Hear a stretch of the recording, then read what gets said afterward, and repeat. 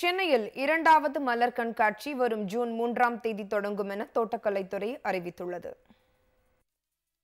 சென்னை மக்களின் மன அழுத்தத்தை போக்கும் விதமாக ஆண்டுதோறும் மலர் கண்காட்சி நடத்தப்படும் என்று தமிழ்நாடு அரசு அறிவித்திருந்தது.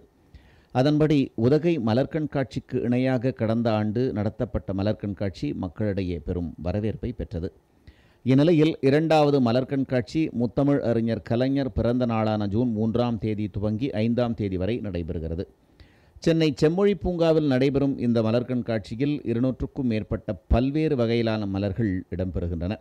கண்காட்சியை பொதுமக்கள் காலை 9 மணி முதல் இரவு 8 மணி வரை பார்வையிட ஏற்பாடு செய்யப்பட்டுள்ளது. மலர் கண்காட்சியை பார்வையிட சிறியவர்களுக்கு 20 ரூபாயும் பெரியவர்களுக்கு 50 ரூபாயும் கட்டணமாக நிர்ணயிக்கப்பட்டுள்ளது. ஹரியானாவில் ஓடும் காரில் போதையில் இளைஞர் ஒருவர் உடற்பயிற்சி செய்ததால் போக்குவரத்து விதிகளை மீறியதாக கைது செய்யப்பட்டார். ஹரியானா மாநிலம் குருகிராமில் மது அருந்திய 3 இளைஞர்கள் ஓடும் காரில் நின்றவாறு நடனமாடியுள்ளனர். அதில் ஒரு இளைஞர் திடீரென காரின் மேற்கூரையில் ஏறி உடற்பயிற்சி செய்தார்.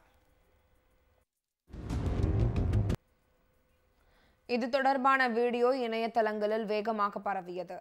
இந்த நிலையில் போக்குவரத்து விதிகளை மீறியது தொடர்பாக 3 காவல் நிலையங்களில் வழக்கு பதிவு செய்யப்பட்டுள்ளது. ஓடும் காரில் உடற்பயிற்சி செய்த லோகேஷ் என்ற இளைஞர் கைது செய்யப்பட்டார்.